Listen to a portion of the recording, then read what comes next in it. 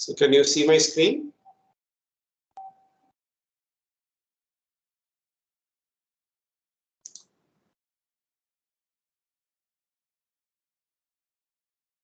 Can you see my screen? Yes, no, please. Yes, sir. Yes, sir. Okay. Good. So let's get started. I'd like to go back to this one thing in fragmentation. When I was teaching, I told you I will check and say later. It's obvious actually. So this, when I say MTU is 1500 bytes, so this is what the data link layer can carry as data in its frame. So think of Ethernet. So if Ethernet is carrying IP data, then this 1500 bytes is the data part of the Ethernet frame is basically IP header plus data IP data basically. So this header plus data must be less than or equal to 1500 bytes. If you assume that an IP header size 20 bytes minimum, no options, then the maximum data that can be packed into one fragment is 1480. So this 2000 bytes was without the header, IP header. So this is the amount of total actual data I want to send. So maximum I can pack, but this was 1496 yesterday. I said I will check, okay, and it's kind of obvious. This will be 1480. This 1480, now you do the same calculations, okay. So instead the calculation will be done with 1480 instead of 1496, and therefore this will be 520 instead of 504 earlier, okay. And then the calculations will go through the same way. And there is one more field. So header field, just reorganize this part a little bit. So your header field, actually, why am I not? Let me present. Yeah. So fragment 1, these are the fields that will differ. Identification will be same. Offset will be 0. Mean more fragment is 1. Total length will be 1500. So total length is, remember, header plus data length in the IP packet. So that will be 1480 plus 20, that is 1500. The second one will be 540 because 520 bytes of actual data plus the 20 bytes IP header. And then checksum will be computed. So checksum will obviously be different. But rest of the fields, like will be the kind of same. Your H plane and all those fields will be the same. You just copy it from the IP header.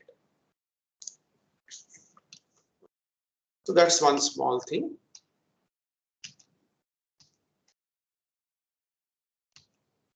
So we start with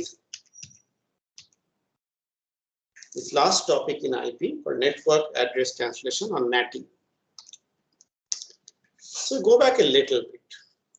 I talked about this earlier, that IPv4 address space is limited. It's after all 32 bits. Even there, some things are reserved, there are private IPs, there are multicast addresses, etc., etc. But even if you assume that you can use all possible combinations, okay, it's only 2 to the power 32 per possible combinations. Okay. But then the number of devices connected to the internet has exploded. You have tens of billions of devices and growing fast. There are studies and all. So 2018, for example, there is, to the best of my what I can recall, 20 billion plus devices that are connected to the net. Okay. And then, so the internet came, IPv4 came in the 80s. Okay, and then there was a lot of things happening on 90s and so on. And then early 2000s onward, people started worrying that we will run out of IPv4 addresses because that's the time when internet started growing really fast. Okay. Maybe from before that already, but then at that time, people believed that internet will explode as more time goes by, and they were worried that IPv4 addresses will go out of, you will lose, run out of the space. And if you think about this, these tens of billions of devices that I'm saying, even if each of them needs only one IP address, okay, even then we should have run out of IPv4 addresses long ago, right? So why haven't we? First of all, as I said, as time went by, there are better and stricter allocation policies. So earlier, anybody who wants it in 90s, it was very easy to get an IPv4 address. Okay, you want a block, you will get a block because addresses were plentiful. But then now their addresses are allocated in a particular way with more stricter policy. Anybody cannot just go and ask for a class B address and so on. So you have one aspect of it was better allocation policy. The second one, IPv6. So IPv4 is version 4 IP, IPv6 is version 6. So IPv6 was kind of touted in the early 2000s that everything will move towards IPv6. All your things will become IPv6. So I'll talk about that a little bit. So these three things that have happened that kind of kept us from running out of IPv4 address is better allocation policies, use of IPv6, and then use of this what is called private IPs, which is what the focus of our discussion today. So IPv6 is the next generation IP protocol. It's been there for a long time. And it has other features, but we are not going to study them here. But it allows for 128-bit addresses rather than 32-bit addresses. And again, you have reserved things and so on, etc., and so on. But still, 128-bit space is very large and large enough for any foreseeable need that we have, even if everybody gets one IPv6 address. And in early 2000s, it was believed that IPv4 addresses will run out and the entire internet will transition to IPv6 eventually. Okay. Hasn't happened. But there is different level of IPv6 penetration. I'll show you some images. Okay. But it hasn't happened. And just to give an idea, so this is a website that you can kind of follow for lots of internet related statistics. So about only 34% of top 1,000 websites, I do not know what is the criteria for top 1,000, but it has most of the major websites that you know of. Only 34% of them supports IPv6, which means if you have an IPv6 client and you try to connect to around 66% of the top 1,000 websites, okay, it's not going to work, basically. So that's the low level of IPv6 penetration that has happened. Okay. And the reason for that is manifold. Okay. Okay, I'll come to that next picture. So this is interesting to discuss as a digression from all this. See, the internet is a very big thing, growing very fast, very dynamic. Okay, collection of devices and links which are controlled by multiple different companies and organizations. Everybody owns parts of it basically. Okay, but everybody is interconnected. So unlike a very small thing, see in IIT Kharagpur, if I want to change my network from all the devices, I can say, okay, fine, 3 days, no network. I can do something hard like that because I'm upgrading. And then 3 days, you have a brand new thing where everything is upgraded. 3 days is too short, but I'm just giving an example. Okay, for something major in the backbone and so on. But then in the big internet or in a large network for anything, when you're trying to have a new protocol, you're trying to put new devices, etc., you cannot say everybody must transition together. There has to be years within which things have to interoperate. So if you upgrade some of the things to IPv6, okay, the IPv4 machines, they have to interoperate. So IPv4 client should be able to have access, for example, a website with IPv6 address and vice versa. So there are translation protocols and so on, which are very well defined. Okay, all that happens. But the point is, think about an organization which has invested a lot in the IPv4 capable devices. They're not going to transition to IPv6 easy. So then they have to throw all that away. So in a large network, when you think about changes, you always have to think about, what is interoperability. Okay. There's a term for it called legacy devices protocols. Okay. You also have to think about cost because everything cannot transition on one go and you cannot just throw away everything just because something good has come because it's working, right? So somehow this has not happened. And here is some interesting statistics from the same place. You can go look up more details there. So you see this, these green, gray and yellow lines are Google, Facebook, and so Google, Facebook, blue line is app NIC. Remember the Asia Pacific NIC? So it is all IP addresses that are given by the regional registry, Asia Pacific NIC. Okay.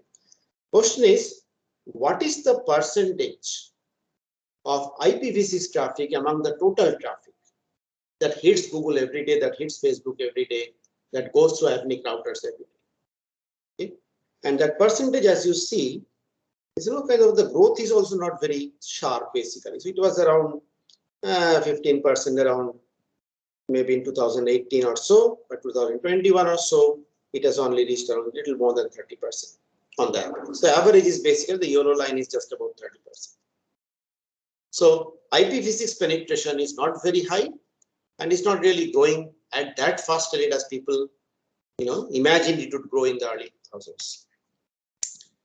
Here's another picture. So this part is a little invisible, but when I give you the slides, maybe you can expand and see, zoom and see. But here's the idea. So this shows the IPv6 penetration in the different regions of the world. And these light greens are basically 10%, 20%, 30%, 40%, 50%, and so on. Okay.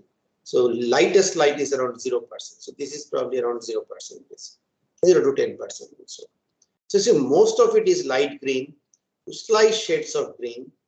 Strangely, India has one of the highest IPv6 penetrations. But this is around, I think, to the best of my knowledge, around somewhere around 50% or so. Okay. So basically, IPv6 penetration in the early 2000s, that's what I wanted to point out. People thought that in 10 years, IPv6 will take over the world. Okay, there will be only a small number of IPv4 devices, but that has not happened. IPv6 is there, will be there, but IPv4 is probably also going to be there. It's still very much here and will be. But allocation policies are stricter, cannot just get a large block of IP address, and therefore we have reduced the chance of running out of IPv4 addresses. So comes this question, how do we connect these billions of devices with IPv4 addresses? So 70% of 20 billion plus is still billions basically. So that is the thing, where we use private IP addresses, which is used a lot. And I will take an example of our IIT Kharagpur thing to explain what IPv4 private IP address is and where does this network address translation on NAT comes into picture. So think of your institute, okay? You know that when you are sitting in hostel, you get a 10.something address from DHCP. And 10 dot star addresses, as we have noted earlier, is a private IP address space. By private IP means an organization can use it internally. So inside IIT Kharagpur, remember it's an IP address just like anything. It is routed just like anything else. But that's all going to be internal to IIT Kharagpur.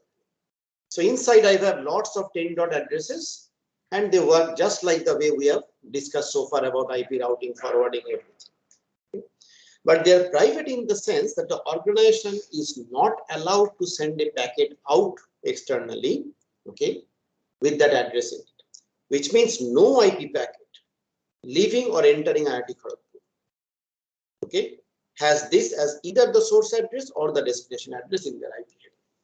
So if I look at any IP packet coming through the end router at Kharagpur from outside, because no other organization is supposed to send it, and going out from Kharagpur to the outside, okay.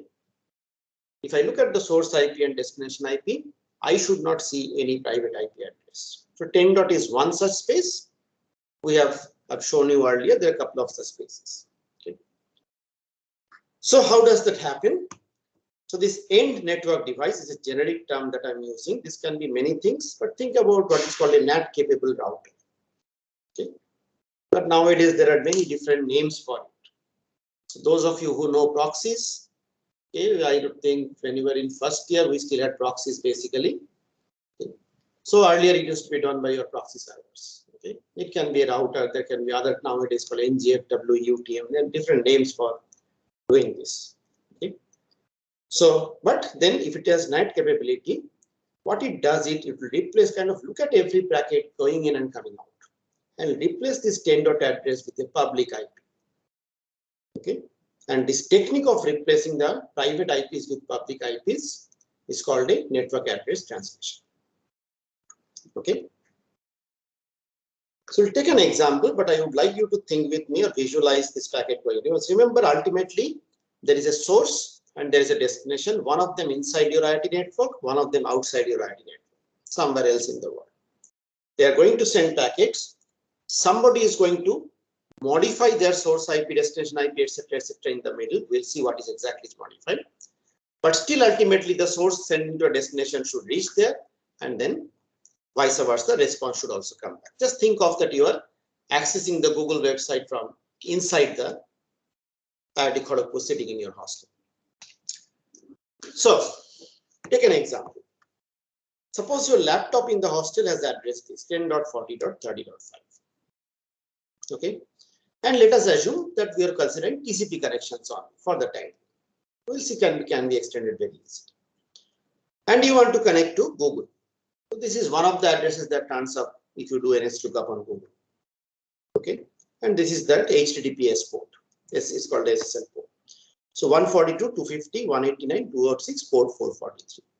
That's what I want to connect to. This is where the Google web server is running, just suppose.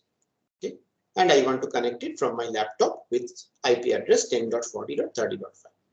So let's say it's the wired LAN connection that you have connected on your hostel board. So when you send the packet out, so from your machine, so this is your hostel, this is your laptop, okay, and this is Google somewhere here. Okay, so when you send the packet out, its source IP will be your machine, that is 10.40.30.5. Source port will be assigned dynamically by your system. Let's say it has run 20,000. Okay. Destination IP should be this 142.250.189.206. Destination port is this. Okay. So this is what is the packet when it just leaves your laptop, and this is where your router is sitting. So it comes here. And suppose one of the public IPs used by Kharagpur is 203.110.245.242. It is indeed one of our private public IPs. Okay. So what this thing will do is this. All right. So this 10.address should not go out. It will kind of behave to Google as if this request is coming from here. Okay. So it'll replace this 10.40.30.5 in the source IP. It will actually look at the IP packet, IP header. It will change the IP header to replace this address with this address. Okay. But then there is a problem. But at least let's do this first. Okay, we'll look at the problem. Okay. So here is what basic NAT is. The device replaces the source IP 10.40.30.5. That's your laptop IP with 203.110, which is the public IP of IIT Kharagpur. It actually looks in the IP packet and changes the header. It remembers the mapping in a table. It says basically I have used this public IP for packets coming from this. Now the packet has gone. Now when Google replies, Google will reply to destination this, because Google does not know about this 10.40.this. Google just knows as if the packet has come from 203.110, 245, 242. So when the packet is received back at that same router, okay, it knows it has to do NAT. So it will look up this mapping. It says, oh, the destination IP, or rather the IP from which it is coming from, so the source IP of this packet is this. For this IP, I have a mapping this, which means this is actually responding to this. So it'll replace this destination IP with this and send it inside the IoT network to your laptop. And now inside the network, you have a 10.address will be routed, compared with routing tables and all, just the way we discussed. So one network address, which is a private address, is replaced by another network address, public. When I go out, the private is replaced by public. When I come in, the public is replaced by private. And now you can use a pool of public IP. This is the more common thing instead of one. Okay. So you can have this with this, and then you may have another public IP, and then you send it with that, and then you have a mapping set with that other one. Okay, and can remember the mapping basically. So when I do a pool of public IPs, I will extend this mapping to say 10.40.30.5, 142, 250, 189, 206, and I will keep track of what is the public IP I used. So 203.110, 245, 240. Then there can be other entries when it comes for with destination IP this, I say destination IP this. This is actually this mapping. Okay, source IP this, and I use this. So extending to public IPs is easy. Okay. Is it clear so far? Yes. But then what is the problem? It allows only one internal host to make one connection to the internet at one time with a single IP. Okay. Because I have mapped one public IP with one private IP, which means a single IP can only be used to connect one person inside or one connection inside, not even one person, okay, to the outside world at the same time. So if 5,000 people want to connect at the same time, I will need 5,000 public IPs. Okay, rather anything greater than the number of public IPs in the pool. But then, as I said, the getting so many public IPs is not feasible. It doesn't scale because that's the problem that we are trying to solve. If I had enough public IPs, okay, I would have as well given my public IPs in DHCP. So it does not scale if I just use this basic network address translation, even though it has other uses, as we will talk a little bit at the end. So solution is use a port address also in NAT. The idea is that public IP addresses are scarce, but port addresses are plentiful. It's a 16-bit port, 0 to 65, 536. We'll see some of them you cannot use, but still it leaves like tens of thousands of empty ports that you can safely use. So you reuse the same public IP, but with a different port. So this is what is called NAPT, network address and port translation. But I want to mention, okay, also, so which is the actual name, depends on who you ask, also routinely called NAT only. Okay. So it's not that NAT does not consider ports. If you read different places, so NAT will say extended NAT, variation of NAT, okay, NAT itself. So we will talk about these ports, but there is a very specific name also. So you should know both of them basically. Okay. Let's again take the example. So you had your earlier example, and then I add another user which connects from user laptop, and then that laptop address is 10.100.20.5. Okay, and then port 30,000. Let's say connects the same Google thing. Okay. So this end network device, the net capable router, will do the following. When it gets the packet from 10.40.30.5, our first laptop, it will not only assign a public IP, it assigns a new port. Okay, at that router. Okay, so remember, I have one connection from my laptop to the router and another connection from my router to the Google. Okay, and this router connection is also standard TCP connection. So this will also require an IP address port. Earlier also that port was happening. I just did not remember. Okay, now I say use this specific port. When I make a connect call, I can always specify the actual port out there. The client side port, I can bind the client socket to the client side port. You know that. Okay. So I will assign, let's say 3478. So just suppose just a number. And then I create this mapping. This 20,000, this 443 is actually this NAT port. I have a single IP. Once again, the public IP is there. Okay. So the single public IP. So I change the source IP to 203.110, the public IP. Source port I change to 34.7. I don't reuse the source port that was coming. And I send the packet. Okay. Now, when a packet from this comes, I assign a new port 34781, create a similar mapping, and change the source IP to this. I send the packet. So here's the table that I have.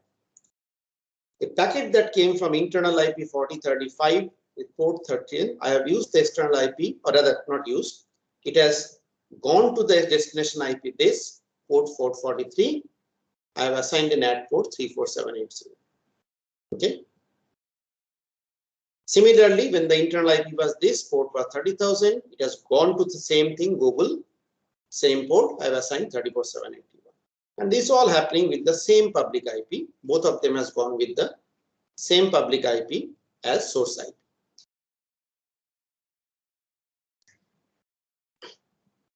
All right. So now when Google replies, okay, if it replies to this, it will come back with destination port equal to 34780. And if it replies to this, it will come back with destination port 34781 because it's a TCP connection. And that's what I will use to disambiguate between these two things. So when I receive a packet, okay, so this is received at the router, Kharagpur's router.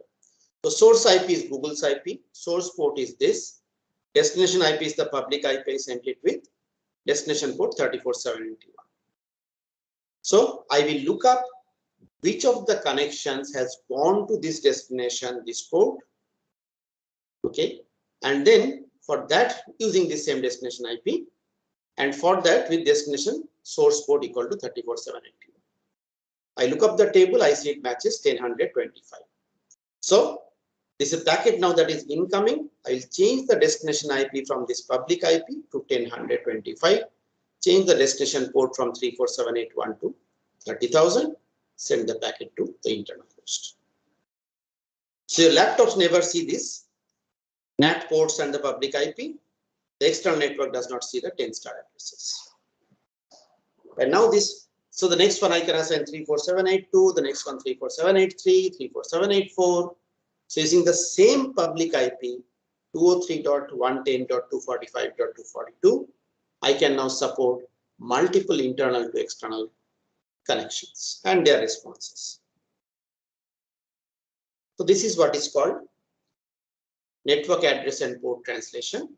But as I said, some, depending on which textbook you read and what you study, you will see the term that sometimes it's part of NAT itself. They just explain NAT with all of this together. Okay. And sometimes it's an extension of NAT, variation of NAT, etc., etc. All of these are valid. So you should be prepared to know all these terminologies. Okay. Is it fine? How this is happening?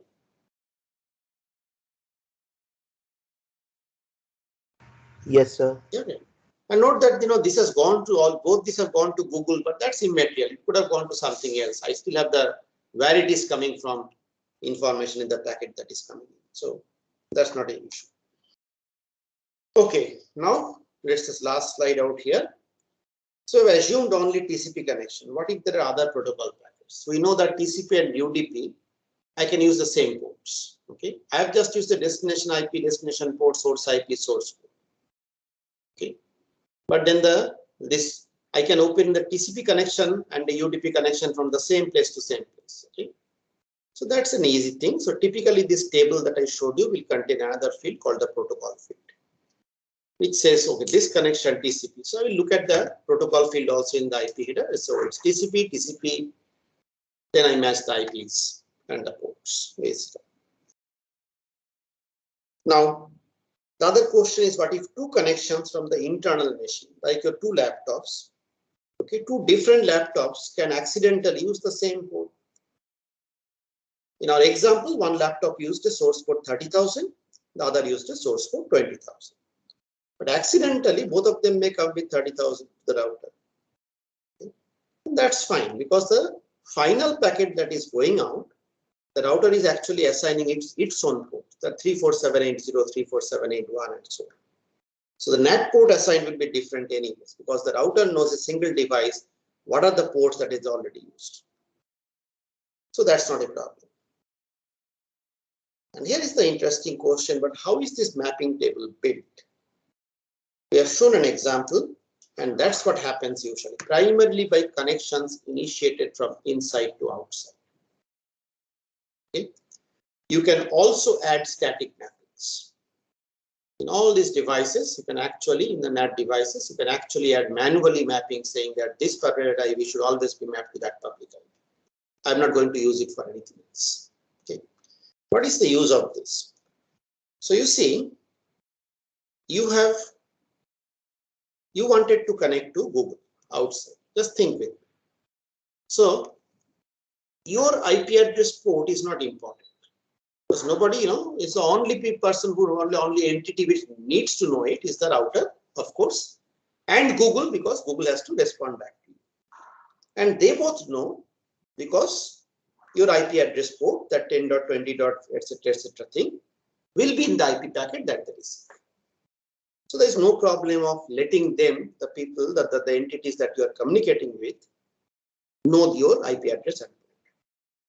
But think of a scenario, and so that is the inside to outside traffic. You're initiating the connection from inside, and then you're going to outside. As you go through the router, the mapping is built. Okay. But think of this.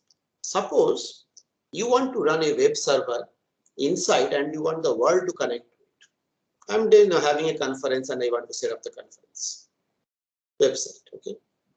There's different department websites that you see. All right. So now, if you give that website a 10.5.30.2 address, let's say. Now, nobody in the outside will be able to connect to it because you cannot advertise this as a thing. No outside router will route a packet with 10.5. It's only supposed to be internal to your organization. Okay. But then inside, okay, if you're sitting inside, you want to connect to this website, okay, is a 10. Network inside. The entire IoT network is 10. Network. So you should be able to connect. So this web server will actually have two IPs. One will be this 10.5.35.2, okay, and I will also assign a public IP to it. Okay, let's say 205. I don't know, 120. Something. Just some IP address. So what it will do is, its card will have this IP address here. This is the primary IP address that I put on the network interface card.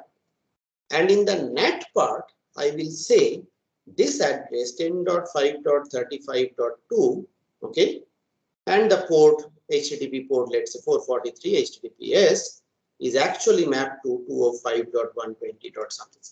So I'll statically put that routing, that mapping.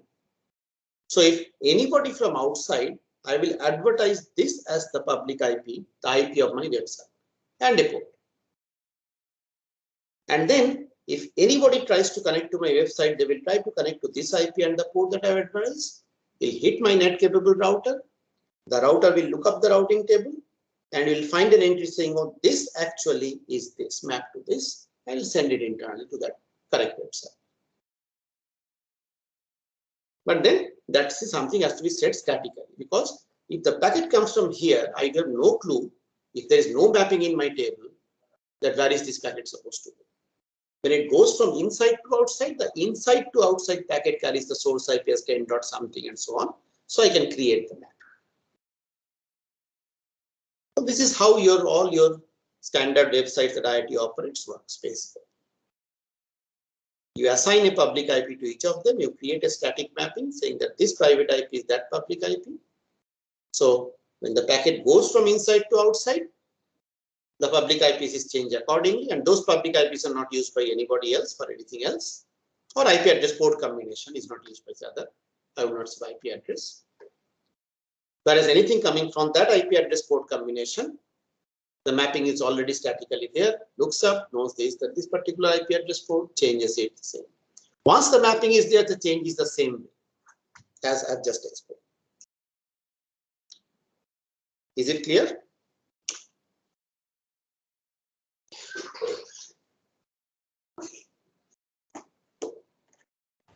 Yes, sir. Okay. So last thing, other uses of NAT, other than this private to public mapping to conserve the address space and all. Sometimes we use NAT for other reasons. So there are places where this organization have strict control over who can go to the internet. You are in an academic institution, we allow everybody to go to the internet. Okay, but companies have IP policies, they don't want to leak information and so on. Or they may have blocked certain sites and so on, but not want everybody to go to the internet all the time. This has kind of become oldish. Nowadays, everybody allows, but only allows for very specific sites and so on. Okay? Even if they have constraints on security reasons, they don't want everybody to go out and something. But if your organization has more machines than public IP, so you have 1,000 machines, 10 public IPs, but at any point of time, only a small number of them access the internet. That's your usage pattern. Then it is fine. If you know that not more than 5 machines will access the internet at any point of time, okay, for whatever reason that's valid for your organization, just suppose, then you can just do a simple NAT with no port or anything. Okay. And then other reasons that sometimes NAT is used, not just for private, okay, so public to, these are all public to public mappings also. Okay. So sometimes I have public IPs in there, but I want to hide my IP addresses from the world for some reason. I don't want anybody to know that I have a server internally running at this IP address and so on. Okay. So again, I will do the mapping, even though I may not be constrained by the number of IPs I have and so number of machines I need and so on. Let's say I have only 2 machines, but I have a server which contains critical information. Okay, I don't want anybody to know its IP directly, so nobody can hack it directly. It has to go through somewhere, the router or something, so that I can actually, look at those diagnostic actions, put a security software there and so on. So these are some of the other uses of NAT. Okay. But one of the major uses of NAT has become nowadays is to kind of conserve this IP address space by allowing organizations to use private IP spaces. So now you see the private IP space is quite huge. Okay. It's 10.star.star.star, so that's a huge address space. And so if lots and lots of large organizations use 10 dot like this and then put a NAT capable router, it's a little bit of time for changing the packets and all, but we have very fast devices nowadays and use only a small number of public IPs.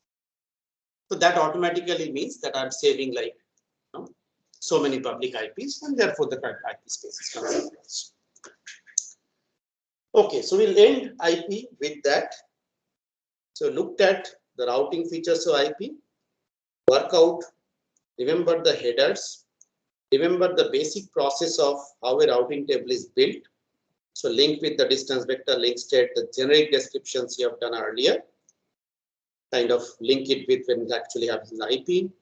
Know the structure of a routing table, this routing by network, subnetting, supernetting, all those things. Okay, work out examples there. These standard exam questions. Okay. Know definitely as a packet goes, if a packet is generated as it goes down the stack, how to fill up those header fields, or when a packet comes, is received, how are those fields processed as they are stripped off. Okay. Fragmentation we have done. What is the need? Again, one comment that I will make. So in the old days, there used to be a lot of different technologies at the data link layer with lots of different MTUs and so on. So nowadays, Ethernet has become the predominant technology basically. So there's not such a wide variation. There is still many different MTUs, but not such a wide variation as it used to happen in the early days. And we'll see when we do TCP that we do something to even reduce the chance of fragmentation, because fragmentation is costly. We don't want fragmentation. Okay. But you need to work out the example, how the fields are changed again and so on. ICMP, as I said, you should remember that echo request reply, time exceeded, the TTL1, fragmentation 1 and so on, and destination unreachable, at least overall what it is. These 3 you should remember pretty well. The rest of the things you should know that there are things like that, read them, but no need to remember. You should know that there are other things that ICMP can do. But remember the basic operation. When is ICMP initiated? When are ICMP packets sent? And so on. Okay. And always, it sounds strange, but try to kind of see a picture of packets moving in front of your eyes. This sounds really strange, okay? But draw it. Or you should be able to see, oh, this packet is going to that router, that is the field, that is the field, that is now, oh, this will be used like this and so on. So think like that, I think you will be fine. So I'm done with IP. Before I go to TCP, do you have any questions?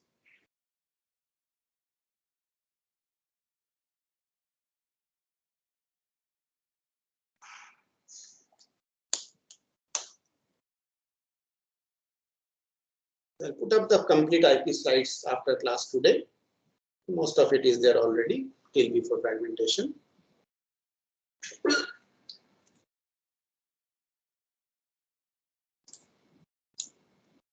Okay. So if there are no other questions, we start with TCP, the next higher layer protocol.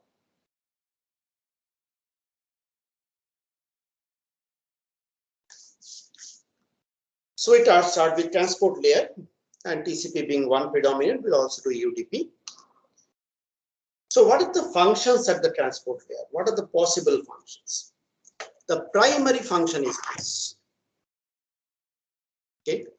Any transport layer protocol will do this. Remember, IP just gets you to the network card. IP is host to host communication, whereas transport layer, TCP, so network layer is host to host, transport layer is application to application or process to process, basically. Okay. So now, basically what we are saying is that if there are 5 applications running on a machine with a single network card, that means a single IP address, how do I multiplex, okay, all these 5 applications data to go through that one single connection? Okay.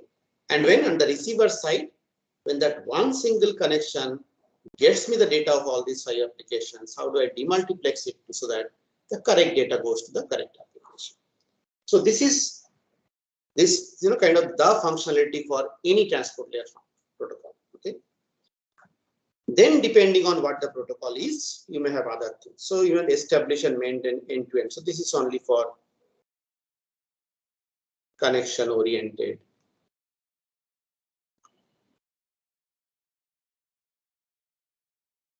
Protocols only. Similarly, reliable in order end-to-end transfer, only for some protocols like end-to-end flow control, congestion control. So transport layer protocol may implement a subset of that, but then I want to point out this one has to be implemented by everybody. So in our context, for example, TCP will do all this. Okay.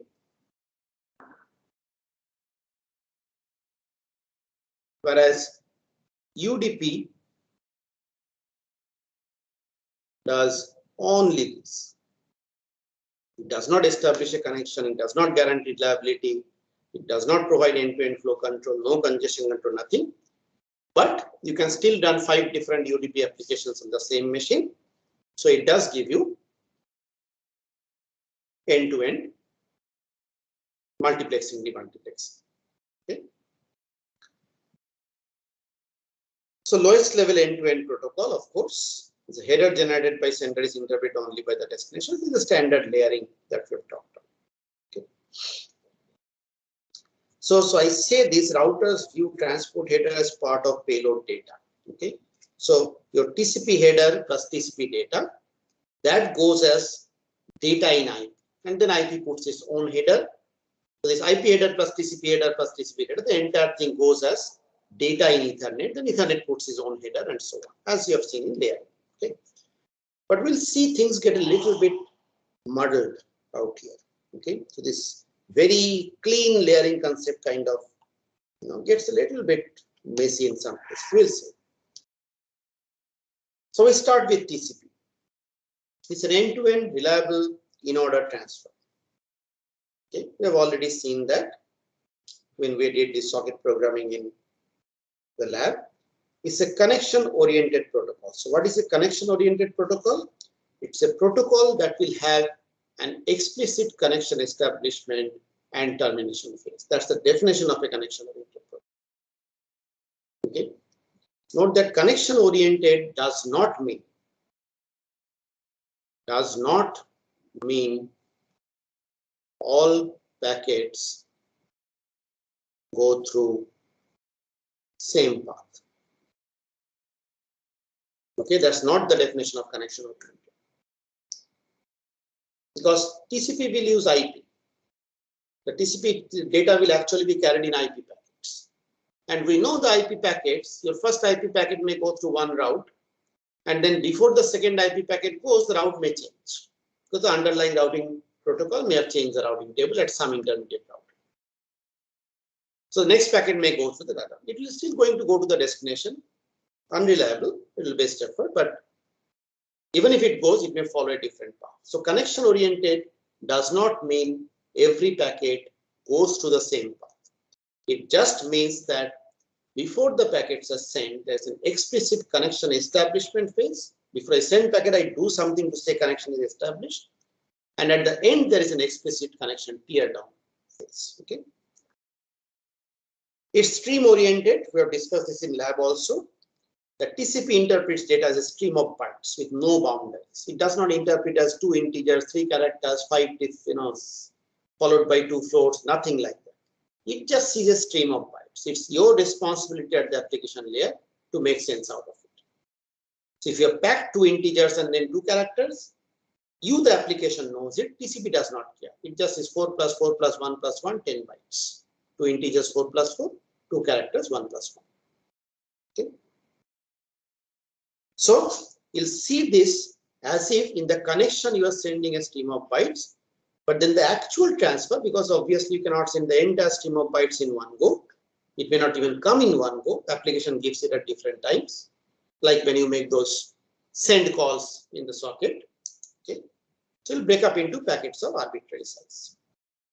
But this arbitrary, we'll see something. How does it decide what size it is and all? We'll see all those details. Okay. It's a full duplex. Okay, this is interesting. When I establish a connection, I can actually communicate both ways, as you have seen also. Once you connect a client to a server, both the client can send message to the server using that connection. Server can also send message to the client. It has flow control, error detection and control, congestion control. We'll see what that is. And then there's the original RFC. There's a lot more RFCs after that. Oh, before we start TCP, you know these things a little bit already from your lab, but let me reiterate this thing. First of all, this is a port. It's a 16-bit integer used to identify the application. Okay, there is something wrong. I think this should not be there. Okay, this you already know. It's an endpoint. It's a host or a port. So that is what, remember, a socket was. When I bind a socket, I was bounding it to an IP address and port. So this is what is called an endpoint. And then 2 endpoints, when joined together, forms a connection. So a connection is defined by 2 endpoints. You have seen this: a client-side socket, a server-side socket. Okay. And the 2 different connections will have at least 1 endpoint different. But can have 1 endpoint same. 1 endpoint can be same. For example, think about the server side basically. The server side IP address port will be the same for every connection that is there. But if 2 clients connect to the same server, then the client IP port, okay, is going to be different for at least 1 basically. Either the IP will be different if it's on different machine, or it's on the same machine, the port will be different. The system will know which ports are already in use when they are. And this I have highlighted because I want to remember this. So when a message comes and I have to know which of the applications, TCP applications running on this machine should get this message. Okay, they are not decided based on ports. They are decided based on connections. Okay, so I will look at basically this. This connection is a 4 tuple. Remember, it's 2 endpoints. Okay, so I will have IP1 port 1, IP2 port 2. Okay, I look at all these things and say which connection has this thing. Remember, this 4 tuple gets bound when I create a connection. So there's 1 socket on one side, 1 socket on the other side. I created the connection. So every packet that comes, it goes from here to here. You'll have source IP, IP1, source port, port 1, destination IP, IP2, destination port, port 2. If it comes from here to here, just the opposite. So any packet will have this 4 things: source IP, source port, force enter somehow. Okay, and I will demultiplex based on these connections. I'll talk about it more little bit. Let's go move on and then we'll see. Now this is something you should know. So what ports can you use when you design your applications? Ports up to 1023 are called well-known ports or reserved ports. You cannot use them. They are only for assigned centrally. They're only for protocols with wide applicability, and IANA decides what is wide applicability. So typically for internet protocols that IANA accepts as standards, so FTP, Telnet, HTTP, SMTP, POP, IMAP, okay, all these things are standard things basically. But if you design your application in a company, let's say you're building an application, you're building a software, you need ports for that. You cannot use the well-known reserved ports. Then there is something called registered ports. The range is pretty large, even though most of the things are, in the kind of the lower part of this range, not up to the 49151. So the idea behind registering ports is kind of voluntary. Okay, so you can ask for a port to be registered with IANA. Okay, so IANA registries. Okay, and what it does is basically it will assign you an unseen port and then you say, okay, I have registered this. Idea is this: just suppose, think of your laptop, okay, and say you have Microsoft SQL database, okay, SQL Server, that is a database from Microsoft. And then you have Oracle from Oracle. Now suppose you want to do both these databases. You want to practice with both these databases. So when Microsoft develops SQL Server, think of the developers. They will have a lot of client server connections internally. Okay, they will need to use some ports for that, fix those ports for the servers and so on. But then when Oracle is doing it also, and Oracle and Microsoft are not talking during development. So what if accidentally some of the ports that Microsoft uses collide with some of the ports that Oracle uses? Now they are not going to find out during their development because Microsoft is doing it in a silo on its own, Oracle is doing it on its own. They are not putting them together. But then when the customer tries to install both, you will have a port conflict because the customer's machine is the same machine on which you're trying to install both software. So ideally, we would like to find out who else in the world is using these ports already so that I don't use them. And this for database, this can be for anything, can collide with any other things that require ports. Okay. So the idea was to have a central registry where people voluntarily register their ports. You may even ask ICANN for one, unassigned one for your use, and then you'll be shown at the registry. So that if I want to use port 6000, I'll go up, look up that thing and see, is anybody using 6000? No, I will register it and I'll start using it. So anybody coming after me will know that 6000 port is already used and will not use it. And the range is wide, so that way people have enough choices for ports basically. Okay. But it's voluntary, but it's highly recommended. And then the last, this part, so this is actually 1/4 of the range of this 65536. These are called dynamic ports, private ports, ephemeral ports, go by different names. And you can use it for anything, Okay. Anyone can use it for anything. So these are typically used for testing your software and so on. So then you just need a port, but you will not fix something that will go out to the world. But typically, as I said, you will see most of the ports in the lower part of this. Okay, so again, I will not guarantee you that, but if you use ports of 25,000, 30,000, and a chance of it colliding with something else is going to be very, very low. But remember that there are 3 classes of these well-known reserved ports you cannot use for your application. Registered ports are ports that are registered by other vendors for their use, so you should go and check and pick up an unused one from there to register basically. Okay. Dynamic or private ports you can use anytime, but they should not, they're more for your testing and local lead. They should not go out when your application ships to a customer. The other thing about terminologies about TCP, streams and segment. Data, as I said, is viewed as a byte stream. That is a sequence of bytes. Okay. But you cannot send, if I have a sequence of 1 million byte sequence, I cannot send 1 million bytes together. Okay. So you are making those send calls. Remember, the send call does not, stop you from putting anything in the buffer length.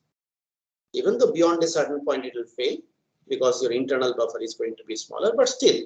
So suppose you make 20 send calls very fast with all 10,000 bytes of data. So you have 200,000 bytes of data, basically. Now, how will this 200,000 bytes of data will go out? We'll see algorithms for that. But the segment is a TCP specific name, is the unit of transfer between TCP software and two machines. Okay.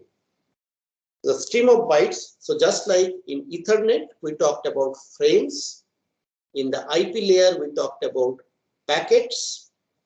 The name of the data unit that TCP sends to the TCP side on the other layer, and therefore puts a TCP header and send to IP head layer on this machine for onward transmission is what is called a segment. Okay. So your stream of bytes will be divided into segments. Each segment is given a TCP header and transmit. And usually I will choose the segment size so that one segment is encapsulated in one IP diagram. Okay. And segments may not contain any data also. It's not that segments will always contain data. So I'll show you examples of that. Okay. So segments may just contain a header and no data. But whatever it is, I will always try to send a segment so that it can be encapsulated in one IP datagram. Remember, one IP datagram is not one IP packet. We made this distinction between datagram and packet when we did fragmentation. Okay, the datagram may be fragmented to get IP packets which are finally sent out there. Okay, so for example, IP datagram, if you recall IP header, there was a 16-bit length field basically, header plus data length basically. Okay, so I will not have a segment size that is greater than 65,536. Because then I know basically it cannot be sent in one IP data. Okay. And then there's called a sequence number, which is used to specify the position within the string. Each segment will contain a 32-bit. We'll see the header field out there. Okay. So each of these segments will send basically similar to that IP fragmentation that we use. So my entire byte stream may have sequence number from, just suppose for now, 0 to 10,000. Okay. So the first segment may carry 0 to 700. The sequence number will be 0, which says what is the position. Next one will carry 701 to, let's say, 2000. Okay. And then the sequence number 701 will be sent in the second segment to indicate that is basically its position. Whatever the bytes it is sending, its position in the stream is starting from byte number 701. It's not an offset, it's an actual byte number.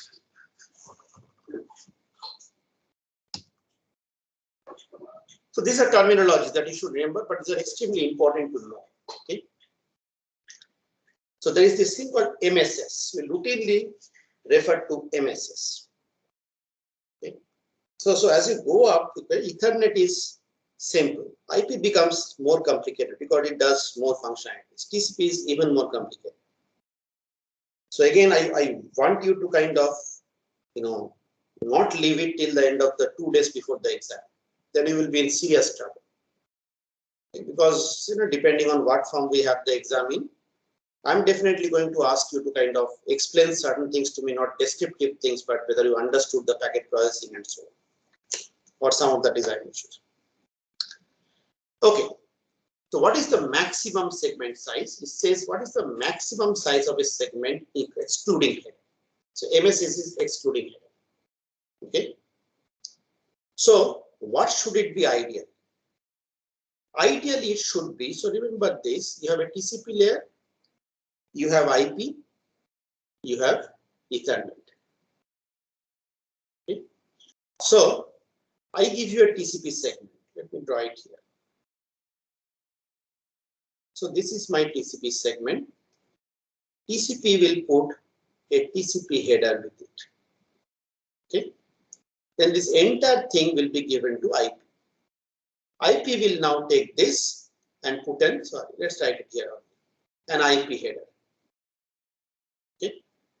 Now this entire thing will be given to Ethernet, and Ethernet will put an Ethernet header.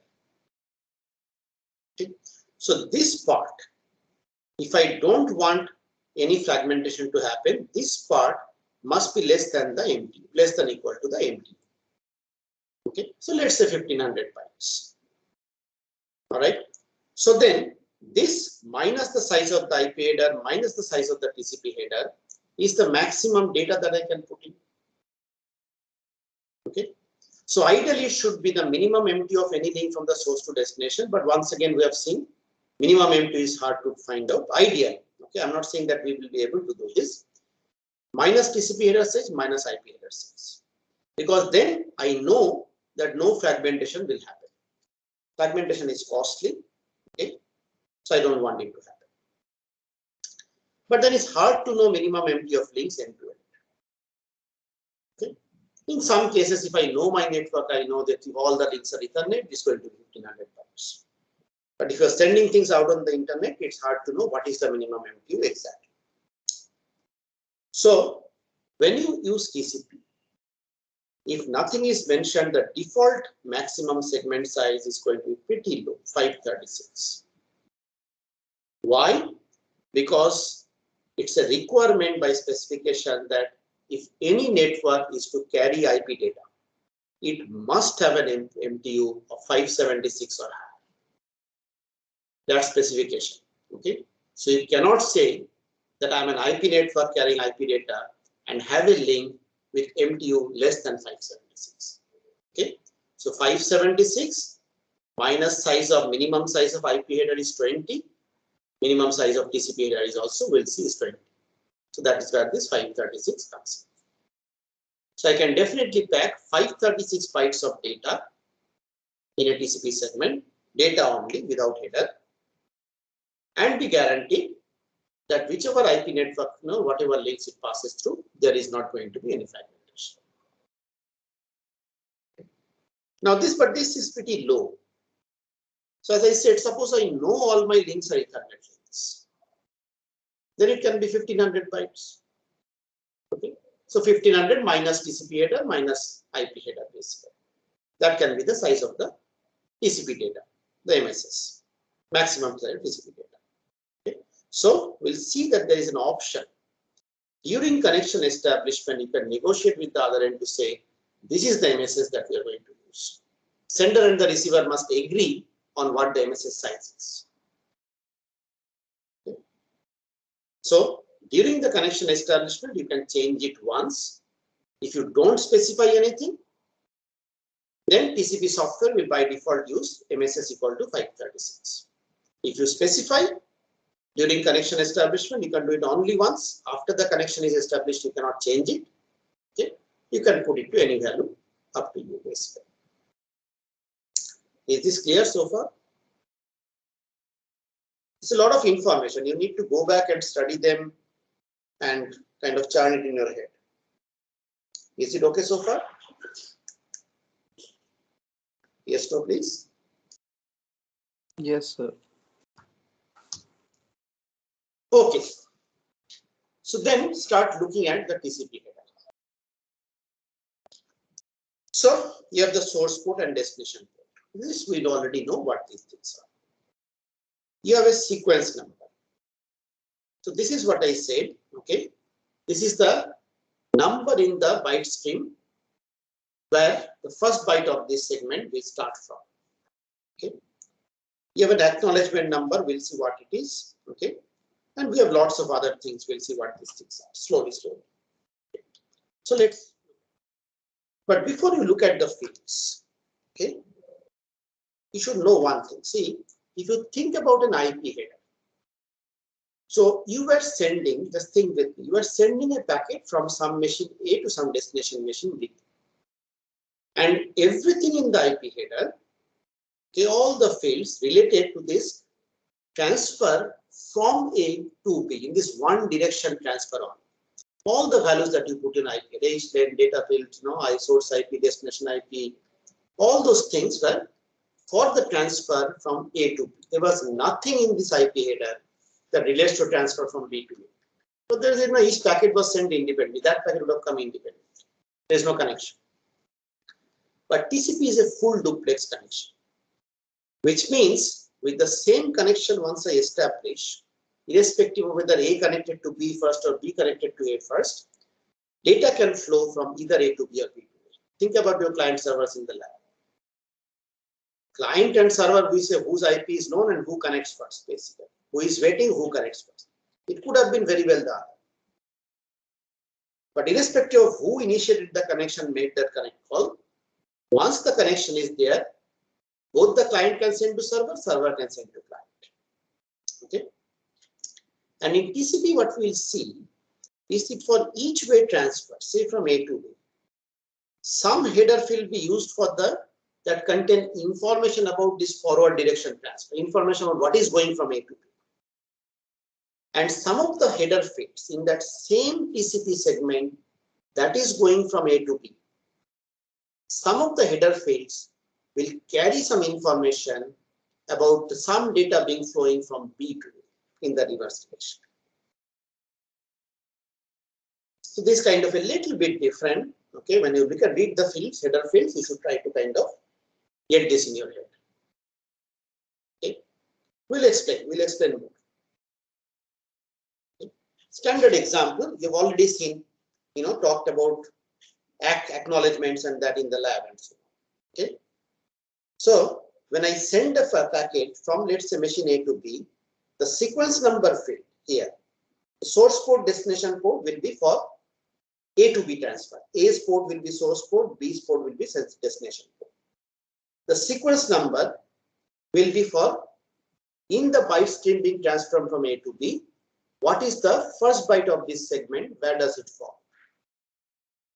But the acknowledgement number will be, if I have earlier received some data from B to A, I will piggyback the acknowledge from that B to A transfer on this. So this acknowledgement number is actually carrying some information. Even though it's going from A to B, it's carrying some information related to the reverse transfer that is happening from B to A. Are you with me?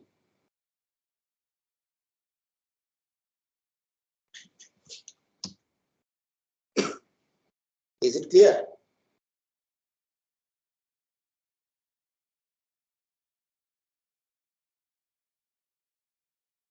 Yes, sir. Yes. Okay. And then piggybacking is used to reduce number of messages. So as I said just now, told you, for example, the ACK for the reverse thing, I could have sent a separate ACK message, but I will piggyback it on the data if it is already sent to reduce the number of messages. So we'll come back to this.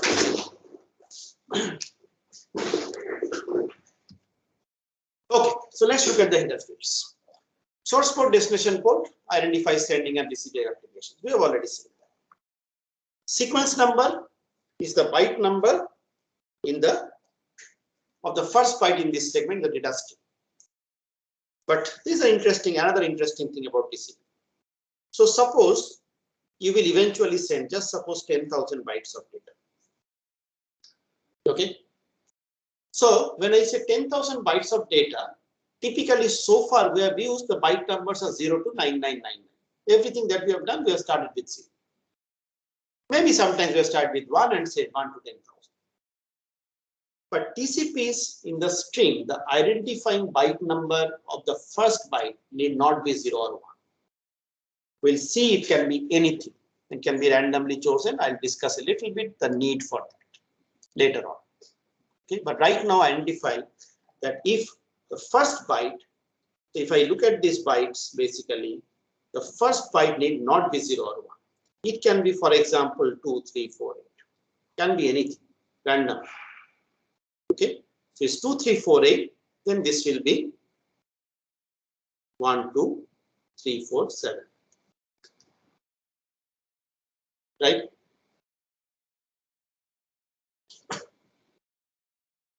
So the sequence number field will say, okay, this segment is carrying this data, let's say from 3490 to 4123. Just suppose. Okay. So sequence number will contain the 3490. The actual byte number starting with whatever the initial byte is, which is being carried, or which is the position of the first byte in this segment in this entire data stream. Okay. Whereas acknowledgement number will be the byte number that the sender of this message, okay, expects to receive next. So if I have A to B and ACK number is equal to 320, okay, this basically says that A expects B to send from 320, byte number 320 onwards next. As we have seen earlier, ACK, we routinely say ACK is ACK for the next byte to be received rather than up to what we received. Okay. So this for the data stream being sent in the opposite direction. Data offset, also called H length, nothing but the header length in multiple of 4 bytes. We'll see similar to IP option, there is something called TCP option, which can have variable length. So minimum size of header is 20 bytes, so it will always be 5 or more because multiples of 4 bytes. But options can be variable, and therefore you can have anything between 20 and 60 bytes. So you need to specify. The window thing will come back, okay, when we do flow control and all. So how much data, basically right now just read it out. How much data in bytes is the sender of the message? Okay, that is the receiver of the bit stream being sent in the opposite direction. So this is explicitly written because I want to understand. So A to B, if I'm sending a window equal to 200, this is basically saying that for the B to A transfer, A is willing to accept 200 bytes, not more than that. Okay. We'll discuss this window thing in slightly more detail right after this. But this forward direction, reverse direction thing, you should be. So the same TCP header of a packet going from A to B, some of the fields pertain to the flow from A to B, whereas some of the fields like acknowledgement number and window pertains to the flow from the B to B. Basically. Okay. TCP options, there are many options, will not do, but just remember, so window scaling, and I'll come back to TCP options. When we need it, I'll come back to it. Just remember some of them. And checksum is checksum for error detection. Again, this 16-bit word size. The same checksum that you have done. Okay. However, there is something very funny about it. There is a pseudo header that is used. So I'll talk about this shortly. But basic checksum, on what you are computing, there is some funny thing. But the process of computing the checksum is similar to what you are using on IP checksum. And then you have a set of TCP flags. Again, I will talk about this flag. There are 6 flags out there. So we are more interested in ACK, SYN, FIN. Okay, but I will discuss this too a little bit also. But these are the 3 flags: ACK, SYN, and FIN, which will any TCP connection you will see. Look, these are kind of very special cases. Basically, the next 3 out there. So ACK, SYN, FIN, you should remember pretty well. And when I do them, I'll come back to these flags. When I do what they're needed for, I'll come back to this. Now this is where I say these things start getting a little bit messy. Okay. So note that nowhere in this header is the IP address, and it should not be, because IP address is a network layer thing. When IP sends the packet up to TCP, it strips up the IP header. It has used the header IP, source IP, destination IP for routing, forwarding, etc., etc. It strips it, gives it to TCP. So TCP does not have the IP address. But then we have said that TCP will use the IP address, that source IP, source port, destination IP, destination port, to demultiplex the connections. We'll see it will use it for something else, the pseudo header also. So how does TCP do that? Because it's nothing, it has been stripped off in the IP. Okay, as layering, proper layering should have done correctly. And then you got the TCP, the segment with the TCP header, and TCP header does not have that. Okay. So IP software will actually pass the source and destination address separately with each segment as it's sent out. So this is where this very strict notion of layering, that every layer uses only the information at this layer and then nothing else from up and down, kind of breaks down. So we'll routinely talk about using the IP address at the TCP layer. And then the natural question is, if it is not in the TCP header, how does TCP software get those IP addresses? They are being passed separately by IP layer when it sends the packet up to the TCP layer.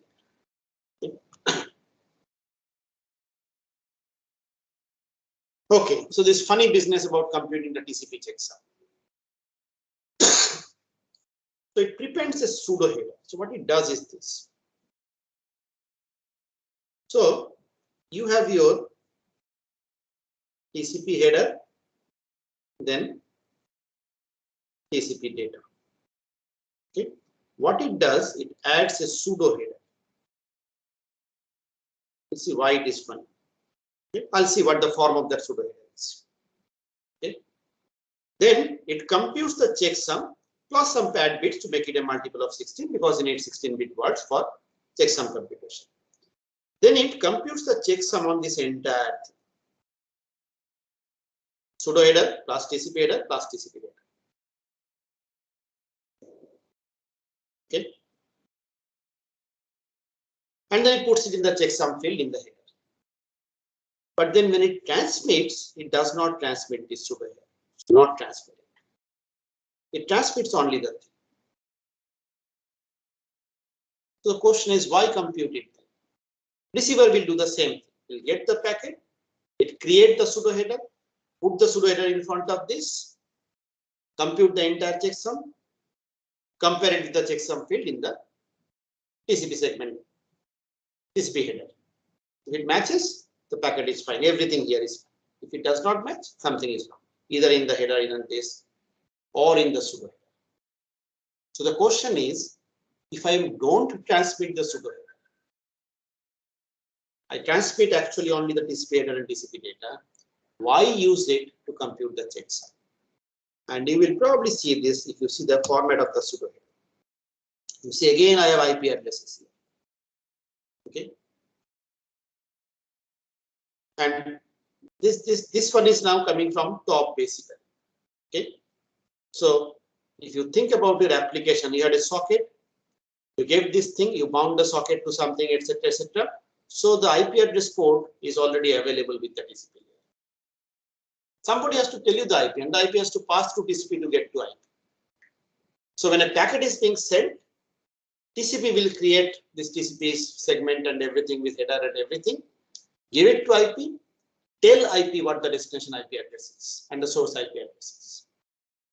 Okay, source IP can find out, but destination IP, because the application has told, think of your socket. Okay, when you bind to a port, it's actually the TCP layer that is binding is happening.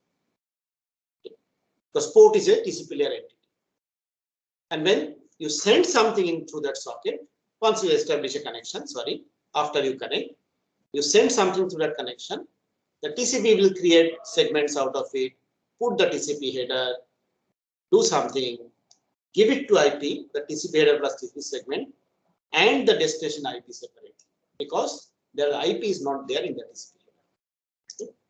So source and destination IP will routinely use in TCP.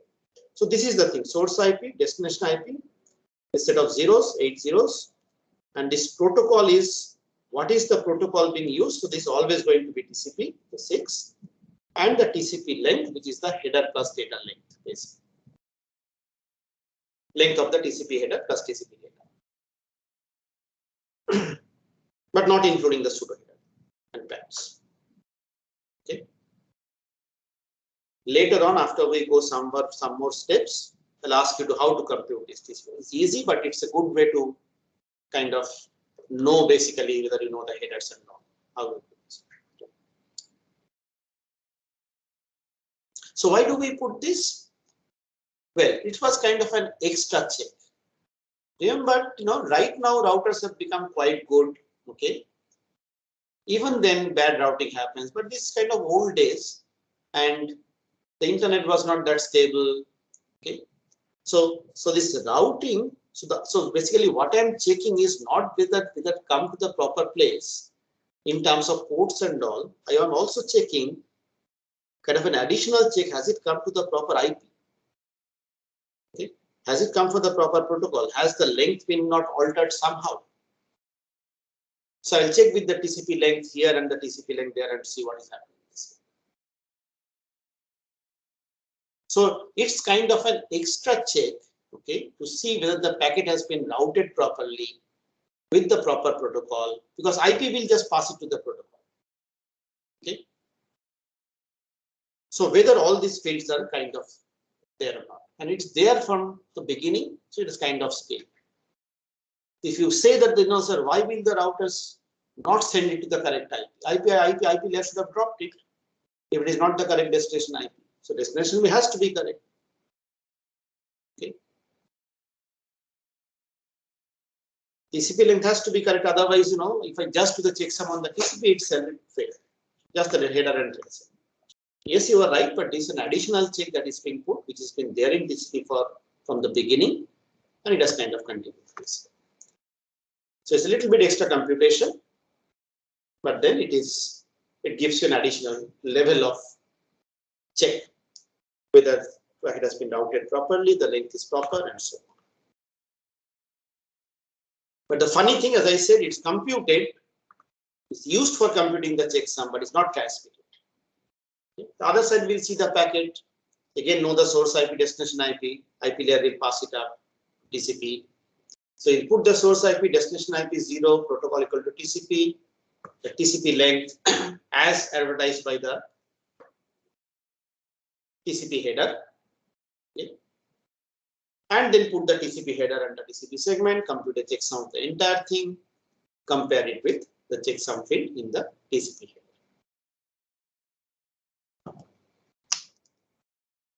Okay. So what is kind of the broad basic data transfer? You just think about, we go a little bit deeper than your socket level now. At the end of when we finish TCP, you should be able to explain all your socket calls, what happened. But let's go step by step. So you establish a connection. Okay, so this is your connect call.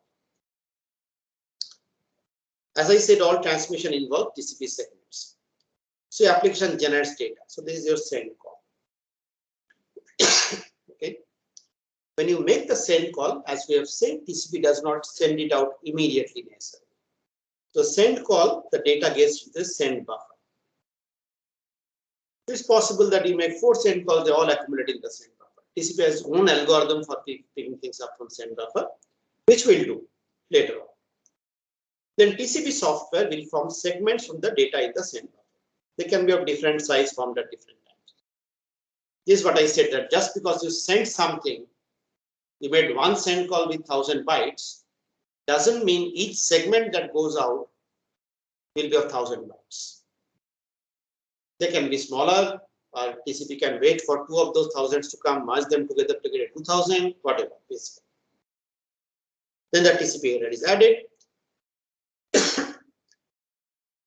Then the sender sends the TCP segment one by one. Subject to this send window size, we'll see what it is. For now, just leave it as it is. Okay. This is similar to the sliding window, but we'll see. Timer set for each segment set.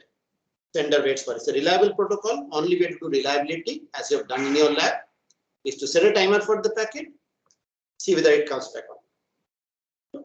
So this is what we have done in the last lab, basically. Assignment 4.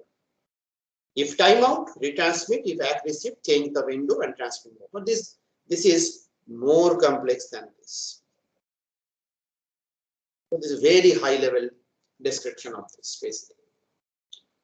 But this is kind of the broad thing. Okay, you establish a connection. Actually, there should be one more connection termination at that. Once you no longer do this, you go to the close call basically. So this is the close call that you do. So I think we have already discussed most of this thing about send buffers and timers and so on when we did basic things in the lab. What about the receiver? Receiver will send acknowledgements by sending another TCP segment. Okay. But this TCP segment, okay, can be many different things. It can be only an acknowledgement segment with no data. How do I know whether it's been carried an acknowledgement? So remember this. So anything that carries acknowledgement also in the acknowledgement number will have this flag set, the ACK flag set. So this is, see, because this field always has something. No field can be empty, it'll have garbage at least. So the ACK field being set tells me that the acknowledgement number here is valid. That means the sender of this message has actually put an acknowledgement number out here for the data flowing in the reverse direction. Okay.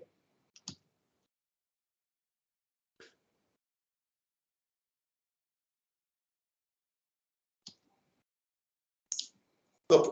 What about with no data? How do I know there is no data? Again, if you look at the fields,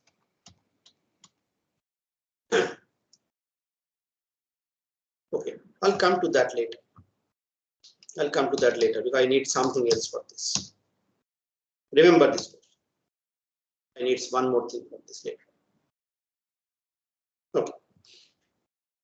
But the point is that if the acknowledgement is set, if the frame is carrying, a segment is carrying acknowledgement, the header ACK field flag will be set. Okay. So it can be an acknowledgement no data. It can be piggybacked on TCP segments carrying data in the other direction, as I explained. Okay. And as I said, can specify the next sequence number the receiver expects. And standard TCP, there are variations that does other things. Standard TCP is a cumulative positive back. There is no NAC, no SAC. Okay. So it's basically positive acknowledgement. So this is simple ACK that we have seen. I keep on saying the ACK of the next byte that I never say what is it that I have not received. I said I have to receive up to this. Tell me, give me the byte from this. And you repeat this thing until connection is done. Okay, I talk about the connection termination. So this is kind of a picture of the basic flow. So let's look at what is the connection establishment. So purpose of the connection establishment phase is to both sides should know that both sides are ready for data transfer. Think about your socket example. What if the client makes a connect call, but the server is not, sends the data, server is not ready, not running. Okay. And the other thing is that each side should know the other side's initial sequence number. That is the random number that we have seen. As I said, first byte cannot always start at 0 or 1. It cannot start at 0 or 1 because let me go some more steps. I don't want to get into now, but just remember this now so that even if you close a connection, okay, some of the old packets, old segments of the connection can still be lurking in the net.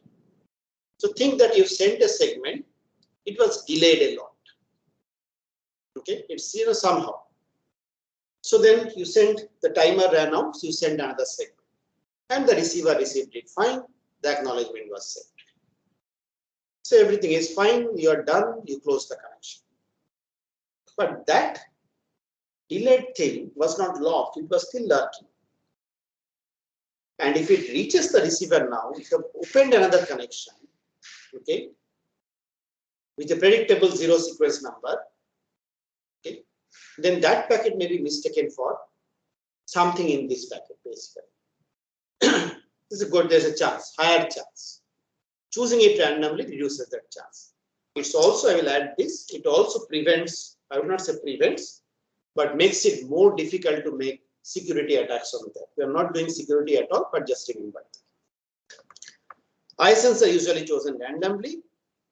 And thus, remember, this is a full duplex. So for A to B, there are two differences, completely two separate connections in the two directions. Not connections, I will not use the word connection. Two separate data flows in the two directions in the same connection. Okay. Which means there will be one initial sequence number for here and here. This connection, one initial sequence. So both sides need to know both their initial sequence numbers. Okay. And I can negotiate certain TCP options also. And this is a very famous three-way handshake out there. So I think I will just do it with this picture. What the three-way handshake is, three messages. That's where the name three-way handshake comes in. Okay. What will the client send? Client will send a TCP segment with no data. Okay. Its SYN flag will be set. All this is written in the previous slide also. So its SYN flag will be set to 1. And in the sequence number field, it will put some randomly generated sequence number. So ISNC will put the sequence number equal to this ISNC that it has generated randomly. Now, when it reaches the server, there are two possibilities. For whatever reason, server may not be ready to accept this connection. Like there are too many connections, I put a limit on number of connections, in which case the server will do nothing. Okay. In which case the client will time out and just drop the connection. Then retry it. The connect call will fail. But if the server is ready, what it will do is it'll set a SYN ACK segment. So that means SYN flag equal to 1, ACK flag equal to 1. Okay. Sequence number equal to ISNS, ACK number equal to ISNC plus 1. So this is what it means. So this is basically saying I accept your initial sequence number ISNC. Okay. By putting it this plus 1, I know that it has been correctly able to read this ISNC. Okay. And this is my sequence number, initial sequence number for the server to client side communication. Remember, it's full duplex. And then the client will ACK ISNS plus 1. This ACK is basically the ACK field set. ACK number is, sequence number is this. Acknowledgement number is this. So ACK flag equal to 1. Acknowledgement number is equal to ISNS plus 1. So now both sides, so this third thing is required because the server needs to know that the client has received this also. There is no retransmissions here, nothing waiting for this and then retransmitting it or something. So if, for example, if it sends this gets lost for some time, some reason, okay, this will not be received. So this will just drop the connection. Okay. So that is what is called the three-way handshake. During the three-way handshake, so the details are written out there. You can read this. Okay.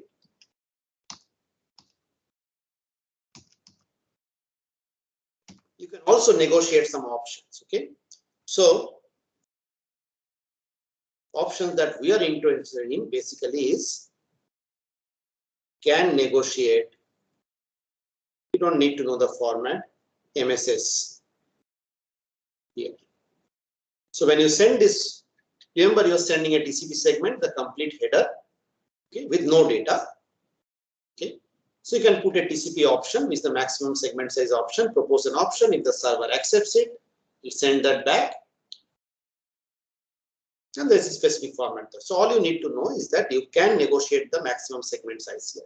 If you don't negotiate it here, this connection will use the default MSS of 536 bytes. Okay. Finally, the last thing we'll do today, the connection termination. Okay. So this one again, remember that a TCP connection is full duplex. So there is data. I'm harping it again and again. It's extremely important to visualize it like this. So there is an A to B, B to A. Okay, but there is the same connection that is opened. You made one connect call to connect the client and server. You can communicate both ways. And this is interesting. For termination purpose is viewed as two separate logical connections, one in each direction. And you can terminate each separately. Okay. So either side can initiate a termination. So to terminate, you send again a TCP segment with no data, but then the FIN segment, which is the FIN flag, is one of those 6 flags out there. indicates, basically it's indicating that I don't have any more data to send. I'm not going to send any more data. Okay. The FIN receiver must acknowledge the FIN segment by sending an ACK segment, and again FIN segment sequence number +1. But the other side, receiver can continue sending the data. So this is what is called a half open connection. Again, look at the picture. I think there's a lot of things you can read. So suppose A has no longer any data to send to. Everything is received and acknowledged and so on. Okay. So there are connection termination is more complex than this, but just understand the basics. So it will send a TCP segment. So this is basically FIN flag equal to 1, sequence number equal to sequence. This is the last sequence number that is there.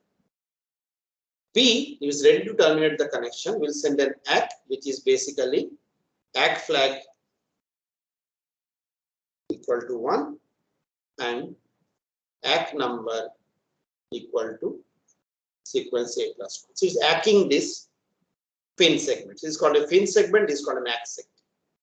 So after this has happened, A can no longer send any data to B. So here A cannot send data to B.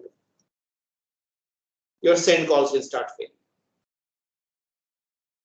If you have done a half open close, okay, sorry, half close, I'll show you how to do that from a call basically. Okay, then your send calls will start failing. Okay, but B can continue to send receiver and A will continue to send that. So this can be multiple, as long as you want basically. So the other side is still active. When B wants to close it, B will send a FIN segment. Okay, and then the same thing will happen. Now both sides are closed. Your socket is entirely closed. And you can close a socket. Normally, your closed socket closes both directions. Okay, so there is some other details out there, but there is a call called shutdown, which allows you to close a socket only for read, only for write, or for both ways, basically. In Linux. But again, from a theory point of view, you should remember that closing a connection is actually terminating two logical connections. You can close one side while still continuing to receive data from the other side, basically. When you close, when you rather terminate a connection in one direction, you are saying there is no data, no further data will flow in that direction. Okay, but it will continue to send ACKs and so on for the data coming in the other direction, and then the other party can close it. Basically. There are some more details, but that you need not know basically. Okay, so it's been a long class. We'll stop here.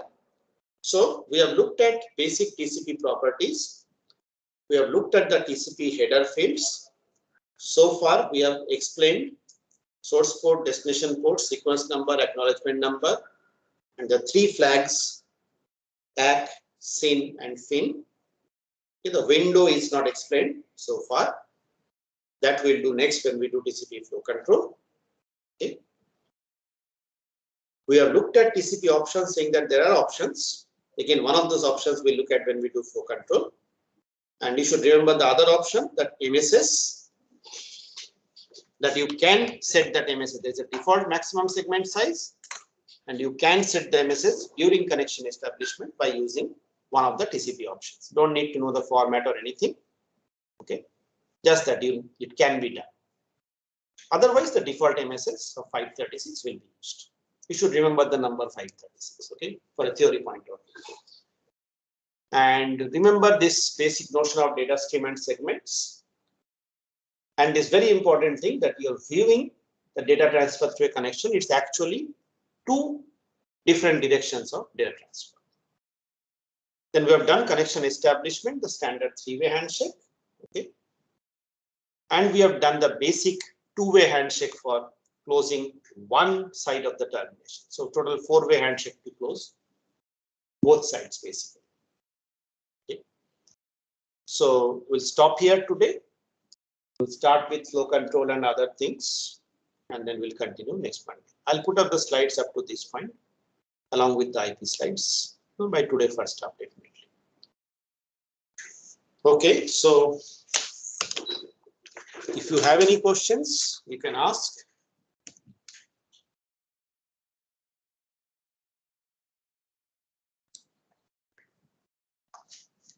It's almost nobody in class anyway, but thanks to those who have still stayed.